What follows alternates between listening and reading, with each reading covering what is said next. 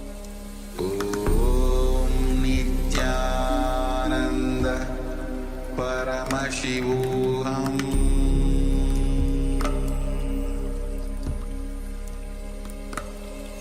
Om Nithyananda Paramashivoham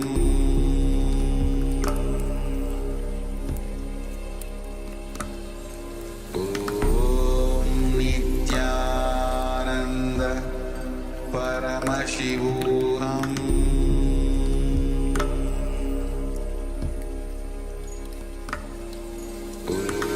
Om Nithyananda Paramashivoham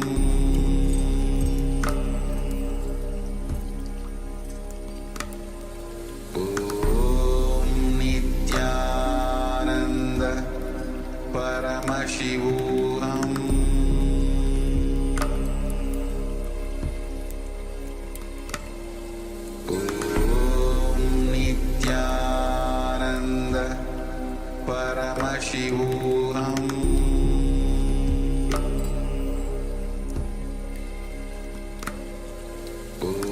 Om Nithyananda Paramashivoham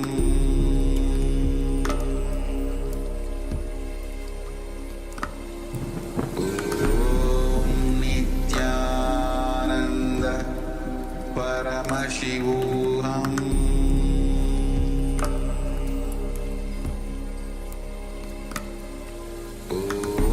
Om Nithyananda Paramashivoham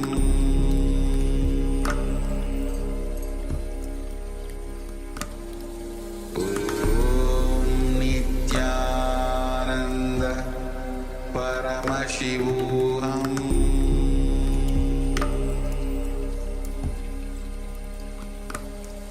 Om Nithyananda Paramashivoham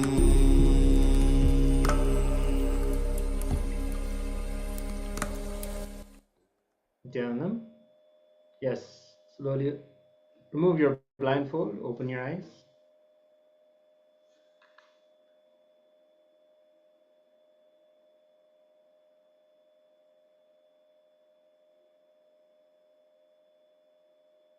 First, give your gratitude to Swamiji for revealing whatever you saw through your third eye. Next, share with us in the Zoom chat what it is that you are seeing. Take a few moments and just write it down.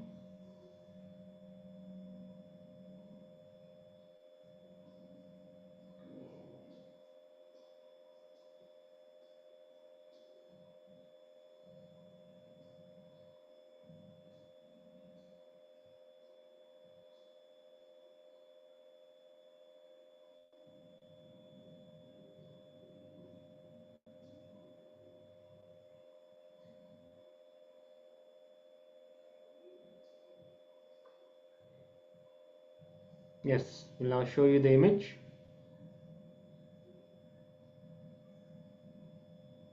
This is a flying bird.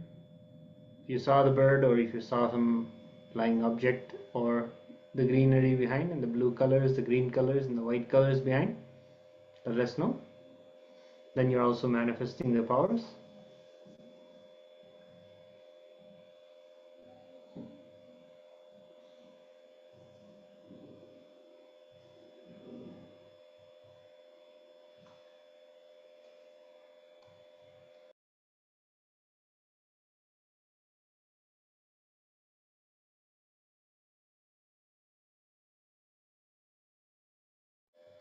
Yes.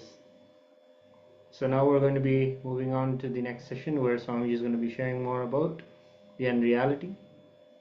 Yes, we're going to learn how we can actually experience realities. We have learned that what we perceive through the senses is not objective reality. It is not reality as it is, but how can we perceive reality?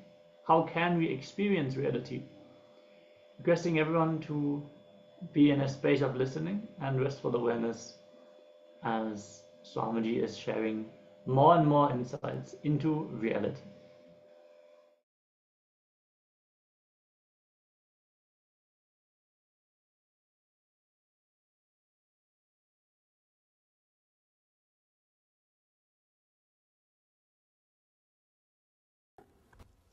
Let us understand this word Paramastitihi, transcendental reality. See, we have three levels of reality. One is external reality. All of you know the external reality, an external world. Whatever you call as the law of the country, whatever you understand as the law of the society, the way in which you relate, live with the outer world, this is called external reality. You have to pay your bills, you have to do your job, you have to eat, you have to sleep, you have to carry on with your regular life. The external reality. All of you know about the external reality. Second thing, internal reality. Sometime when you grow deeply, when you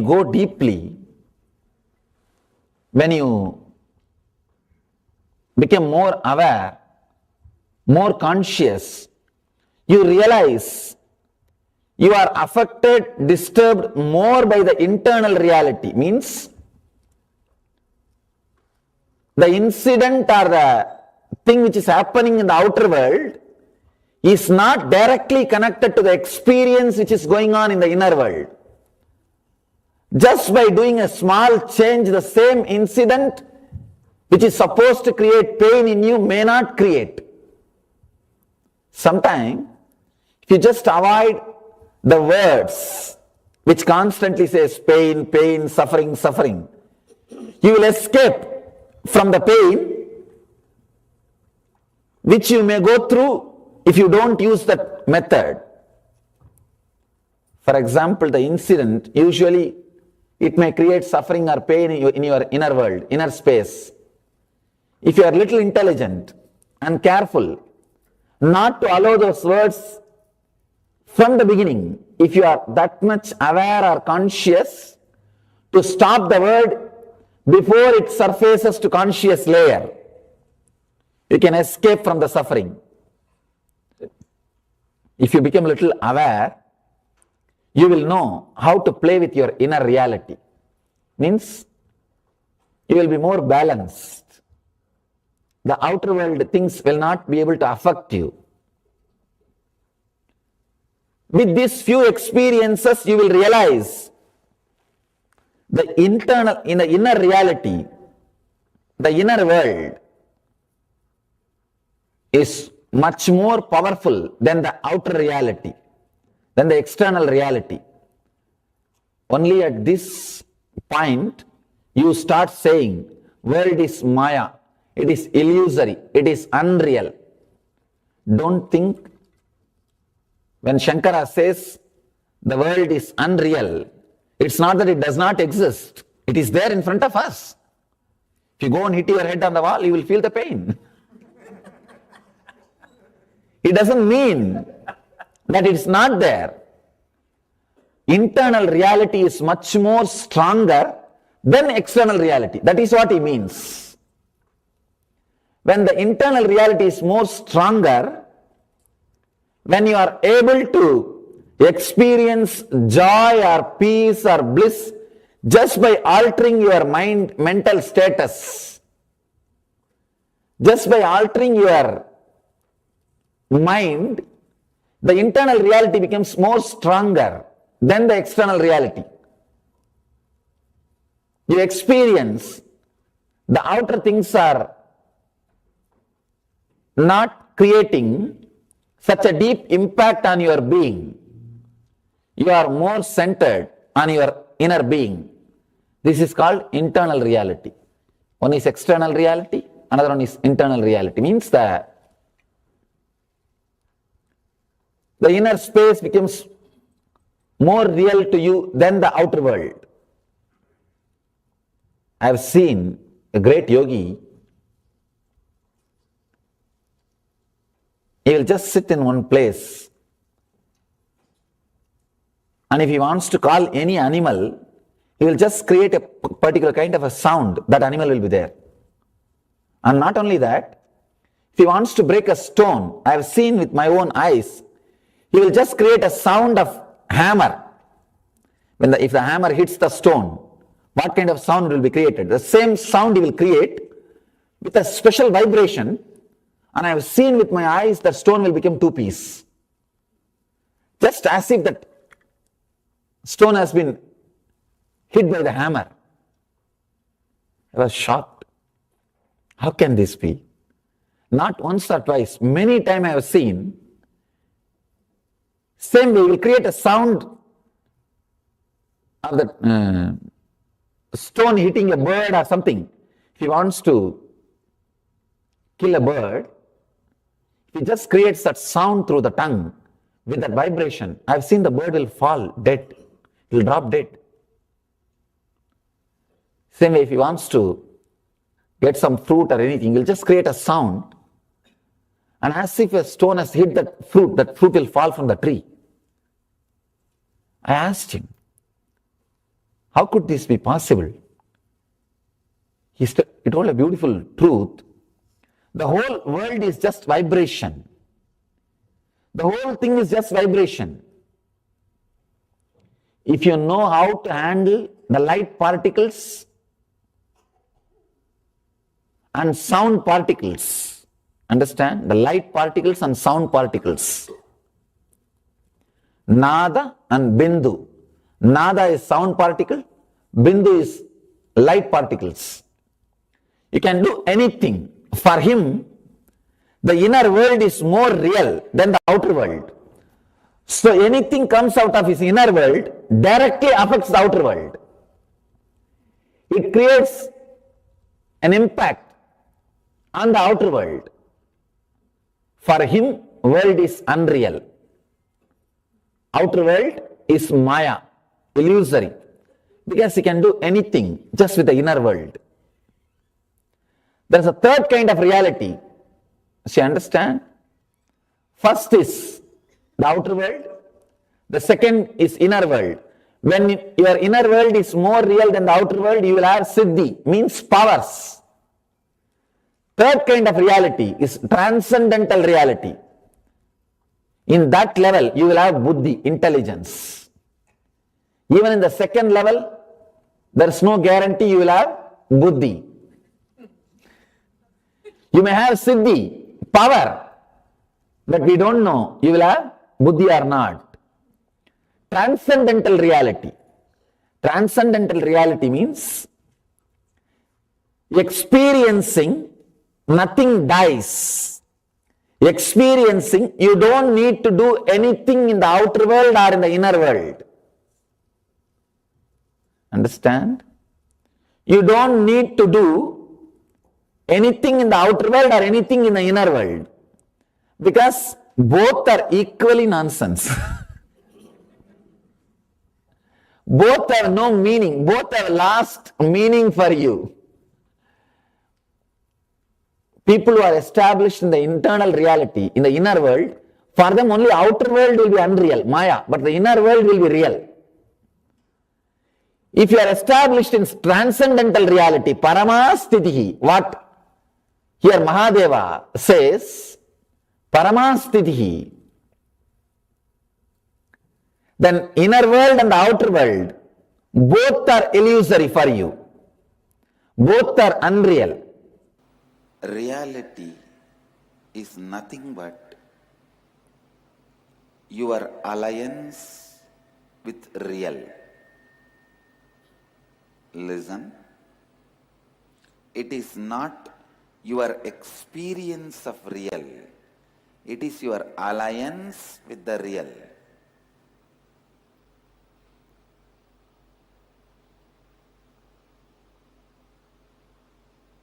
Whatever is real is there on side. Whatever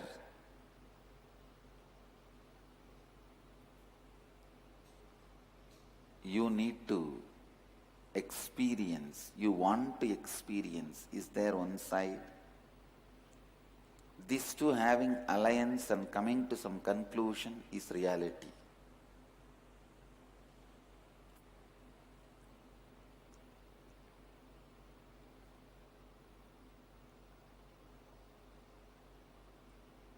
Many times people think all these intellectual truths, ideas are not required.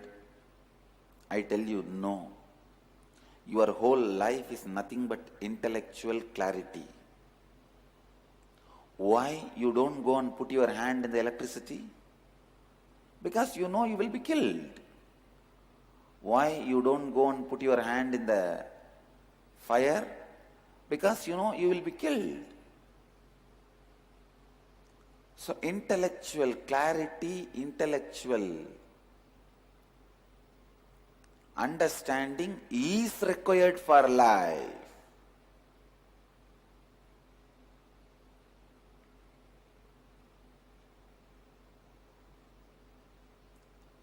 If somebody is teaching you the ideas, no, all these big principles, intellectual jugglery is not required, no. They are trying to keep you in darkness.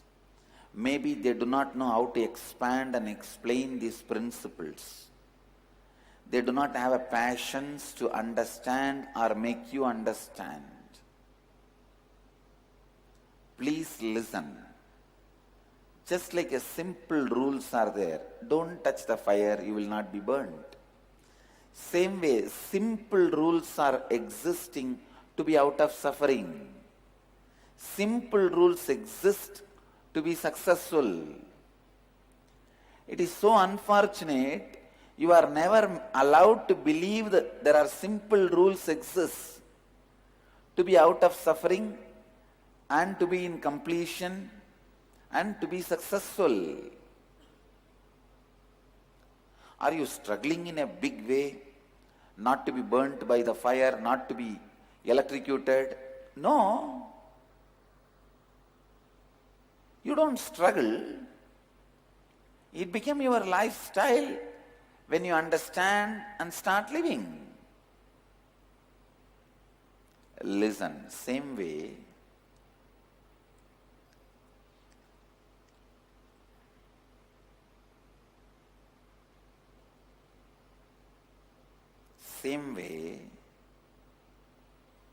there are simple rules to make what you want as reality, to make your life as you want, to be successful in the life. It is so unfortunate. Neither we have been told it is possible, nor we try to make it possible. So we continue to suffer and we think, all this knowledge, all these ideas, not for me.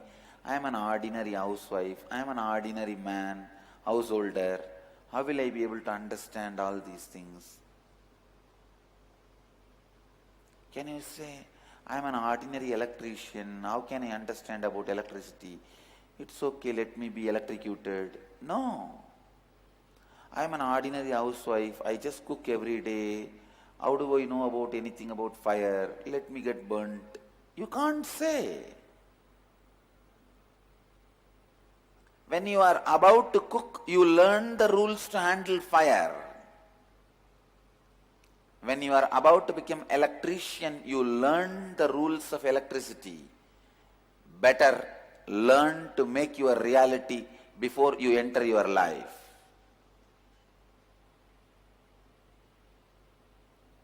And you can learn. That is the good news. It is not as difficult as it was told to you. That is the good news.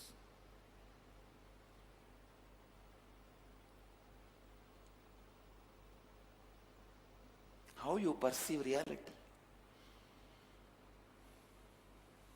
Reality is nothing but your alliance with real.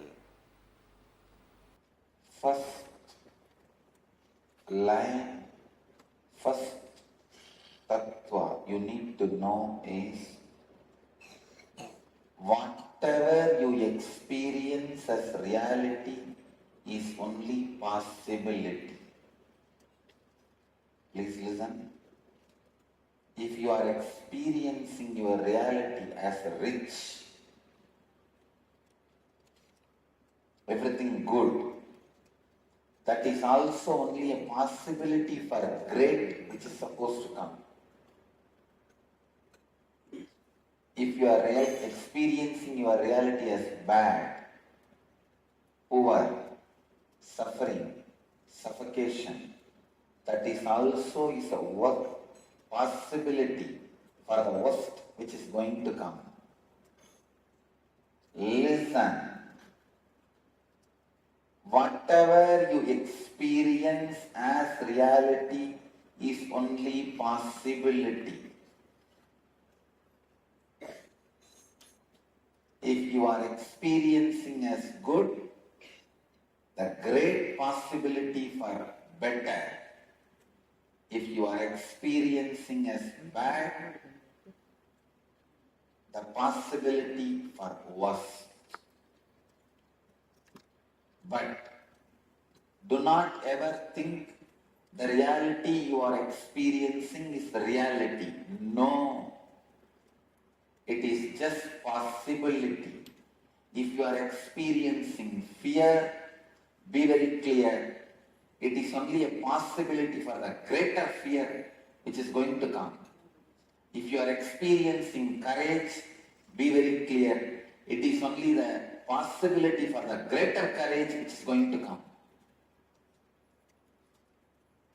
Everything you experience as reality is just possibility. As you are only a possibility, not yet become reality. What you experience is also only a possibility, not yet become reality. Till you realize your reality, anything you experience is not reality.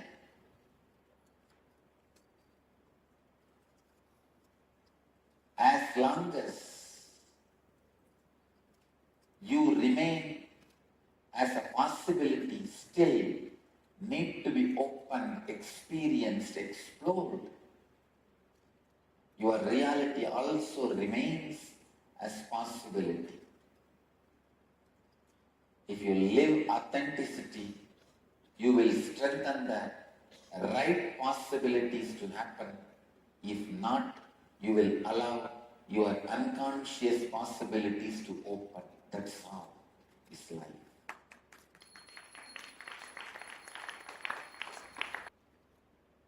One of the biggest mistakes you do in your life is you think you are still a possibility, but your life is a reality.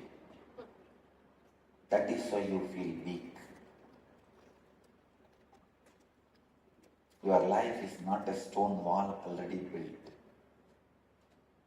It is a wax model getting ready. The reality you experience is not a stone wall already built. It is only wax model getting ready.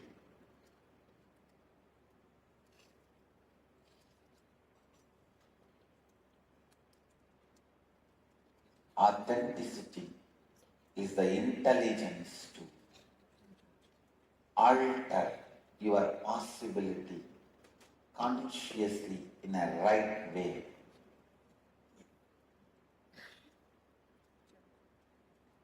Listen, authenticity is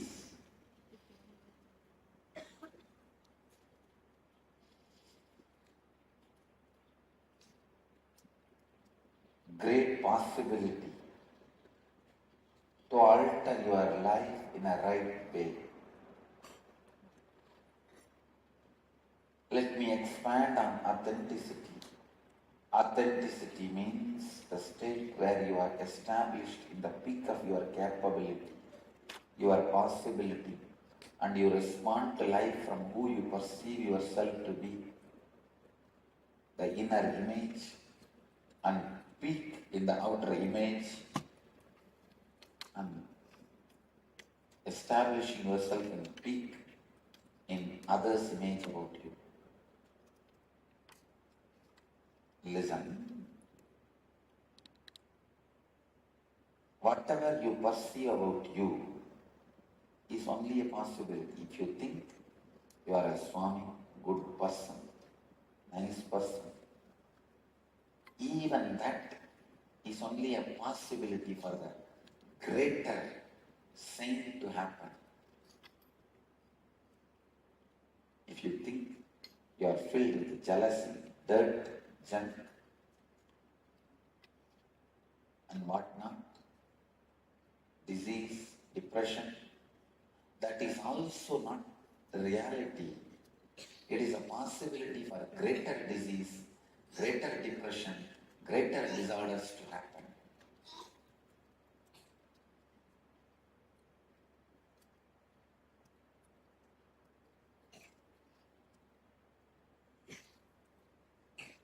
Now, almost all of us experience ourselves as a mixture of both. How many of you cognize what I am saying? You experience yourself as a mixture of both. Little health and little disease. Little goodness, little badness. Little joy and little depression. Little reconciliation and little fight. And little wealth and little poverty. So you are a possibility for any extreme. In a way, you are a possibility for any possibility.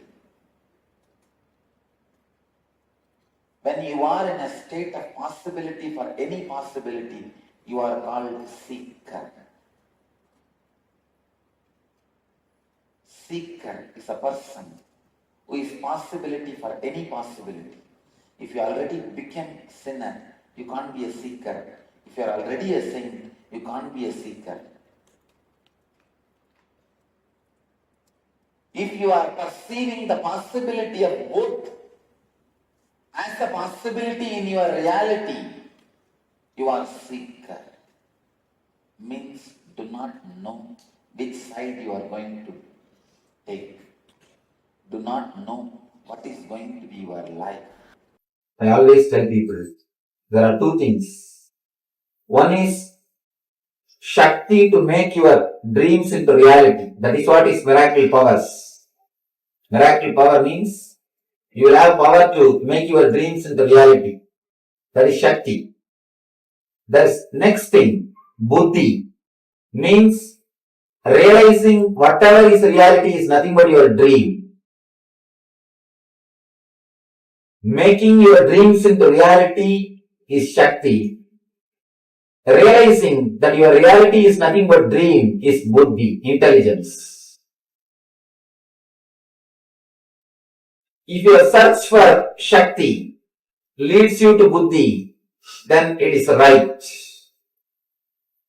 If your search for miracles, if it leads you to experience whatever is happening is a miracle, then your search is right. But if your search stops just in few miracle powers, you miss the real miracle, which is universe, which is existence. The greatest miracle is realizing the whole universe in your being, or your being in the whole universe.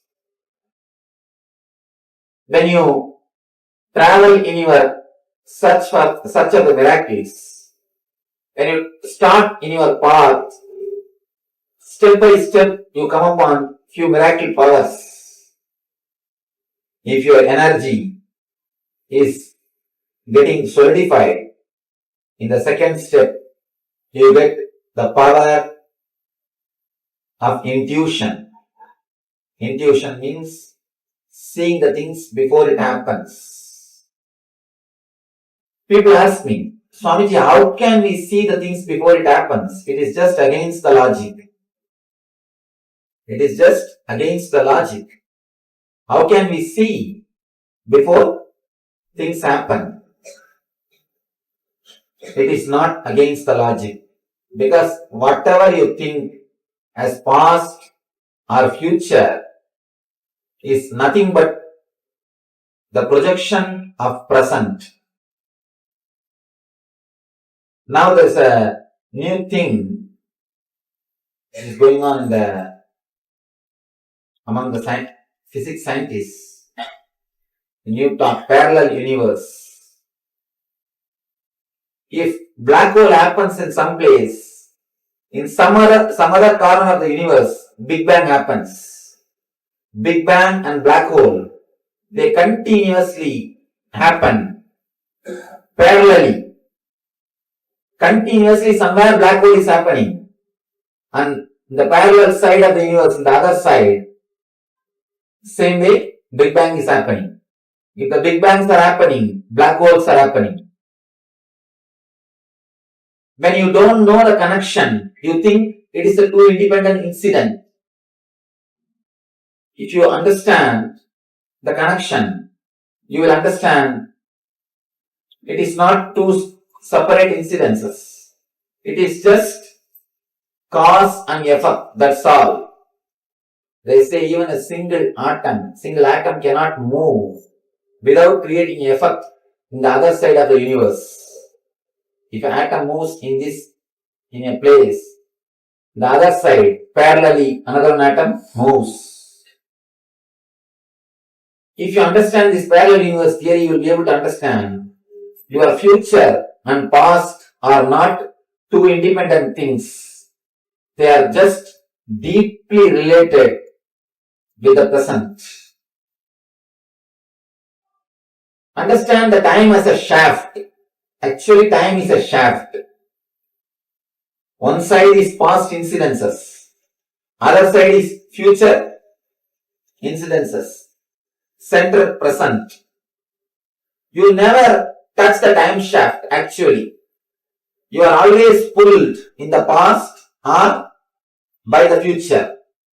You always live in the past or live in the future. You never touch the present moment.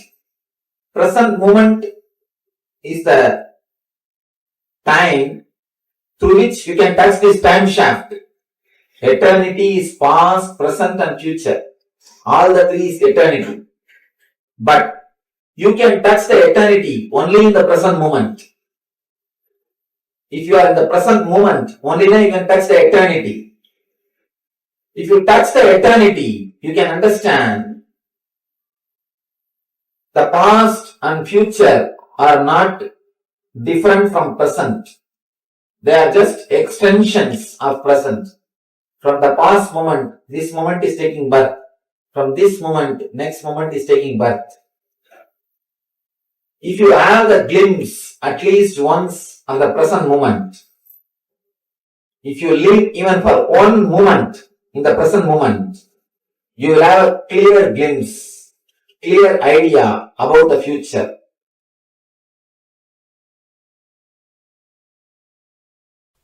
Please listen. Only when you complete with all the hatred you carry with the outer world, you wake up to the reality. It is nothing but all the hatred you have towards the outer world is the extension of the hatred you carry inside. The hatred towards you. If you are, for example, if you hate Easterners or Westerners, only if you complete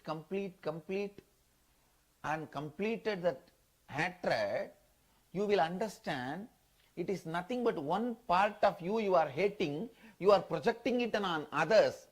I am not talking it as a philosophy. I am talking this as everyday strategy planning.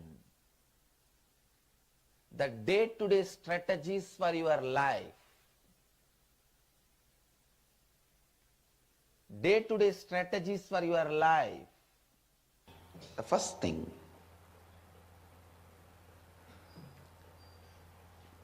human beings go on fantasizing, go on visualizing this all should happen in my life, but go on continuing to have the lifestyle, thinking style, working style completely opposite to what they want to achieve.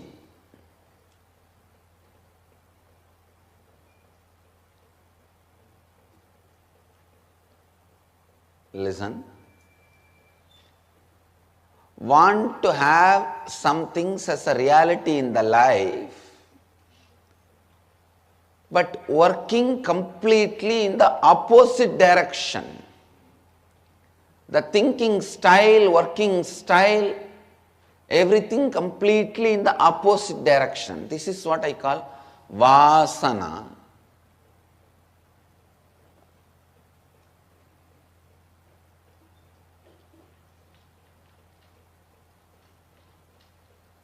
It is like there are some fellows who wanted to melt down in devotion, bhakti.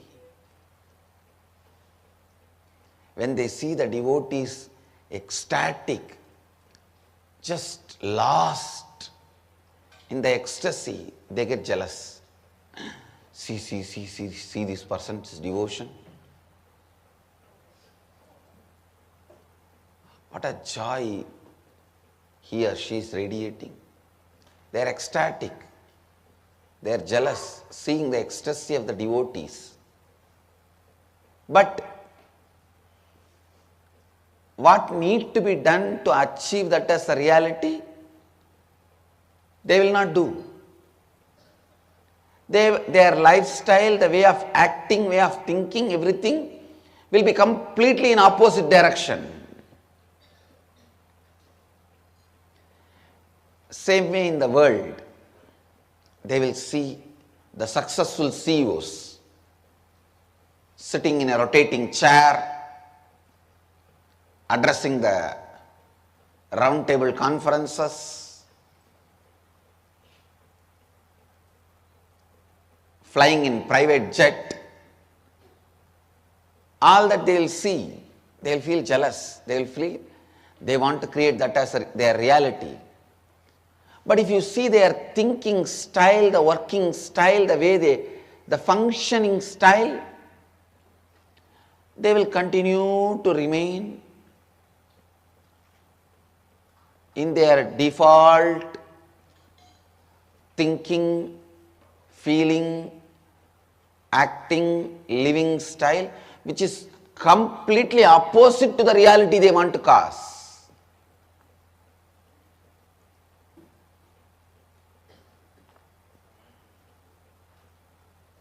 This is what I call vasana. Please understand.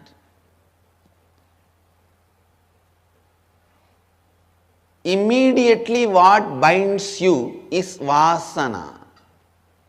For example, if you are put in prison,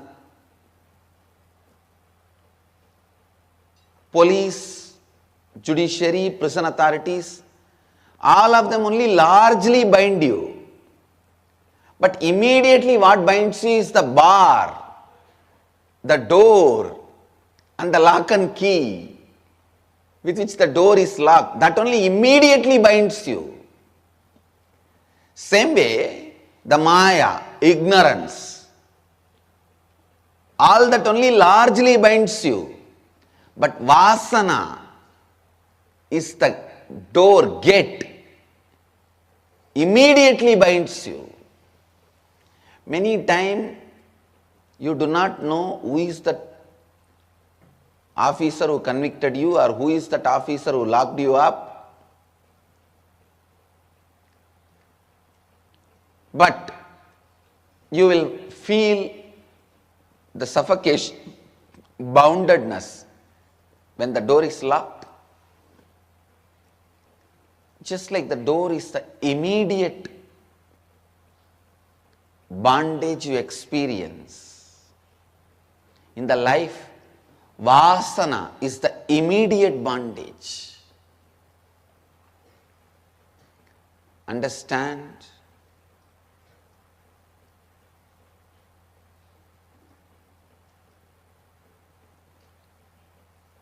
One good news you have is, in the system of the country law, even if you escape from the immediate bondage, you break the prison and run away, the largest bonding system, the police or all that system, they will somehow bring you back and put you in the another prison. But the good news you have is in the cosmic law, the moment you break the immediate bondage, the whole cosmos supports you and liberates you once for all. This is the biggest difference between the country law and the cosmic law. End of the day, country law is man-made. Cosmic law is God-made. Naturally, the purpose is different.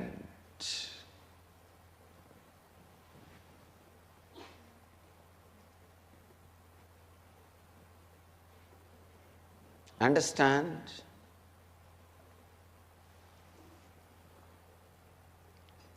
And ultimately, even country law cannot torture you when God wants to protect you.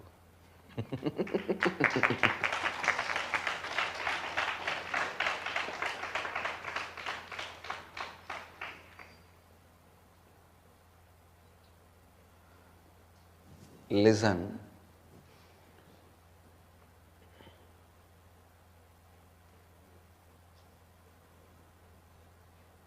God has a space even in the hearts of the people who execute country law. So he knows. 2 cards. He got immediately 2 cards. Next, if I get 2-3 ladies to press my feet and serve me, it will be really grand. Immediately some 2-3 young women serving him. Suddenly he thought, what is this? Whatever I am thinking is becoming reality. If a tiger comes and kills me, what will happen? Next moment, tiger appeared and killed him. See, at least you would have been alive if he has not went and slept under the tree. If you would have been outside, at least you would have been alive. You wouldn't have died. When you come to this chakra, it creates so much of energy in you. There is one danger. It's almost like going near the fire. If you know the right technique, you can use the fire for cooking, for heating your body and everything. But if you just misbehave with it, what it does? It just burns you, like electricity. If you work properly with it, you will get all benefits. The moment you misbehave, you are finished.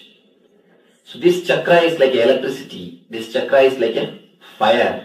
This chakra is equally powerful like the tree. Meditate on this chakra, you will get the same power. Okay? Actually, this chakra is just like the Kalpavriksha. Whatever you think, the thought will get the power. One thing you should understand, I want you to understand. If the number of thoughts are more, the intensity will be less. If the quantity is more, quality will be less. If the quantity is less, naturally, the quality will be more. When this chakra is awakened, that is what happens. The quality is increased, quantity is reduced.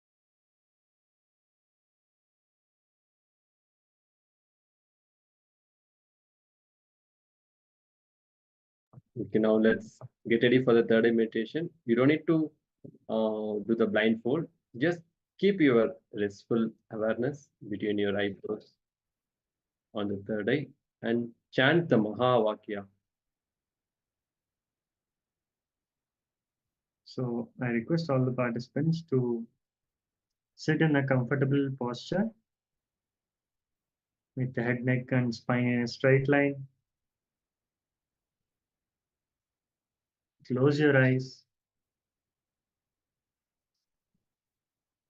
and keep the restful awareness between your eyebrows on the third eye. And start chanting the Mahavakya. Om Nithyananda Paramashivoham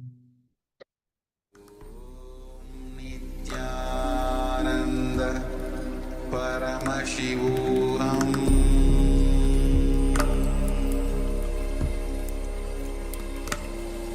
Om Nithyananda Paramashivoham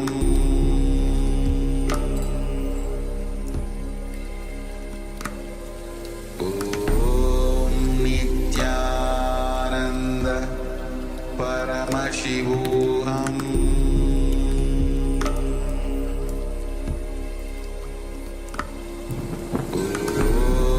Nithyananda Paramashivoham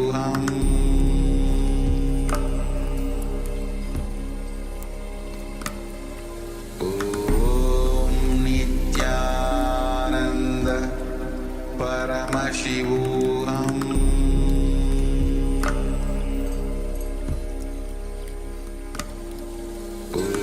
Om Nithyananda Paramashivoham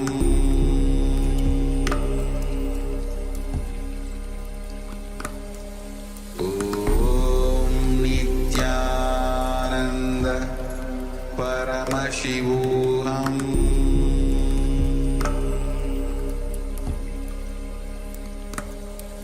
Om Nithyananda Paramashivoham Om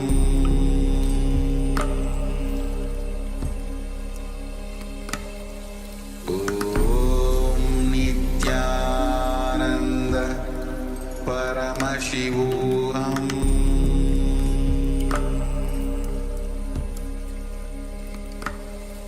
Om Nithyananda Paramashivoham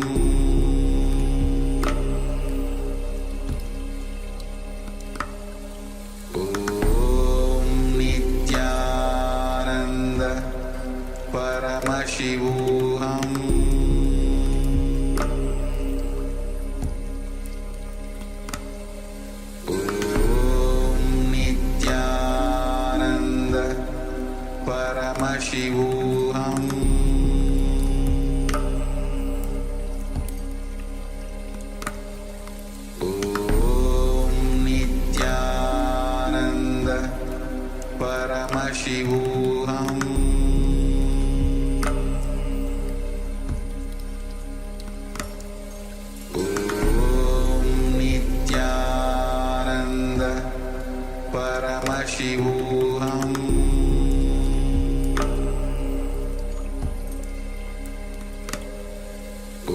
Om Nithyananda Paramashivoham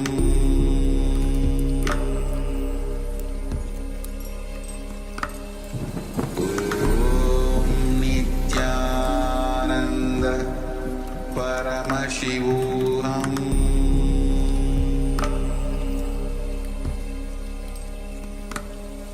Om Nithyananda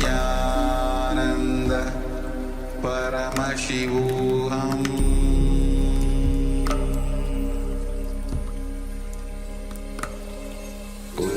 Om Nithyananda Paramashivoham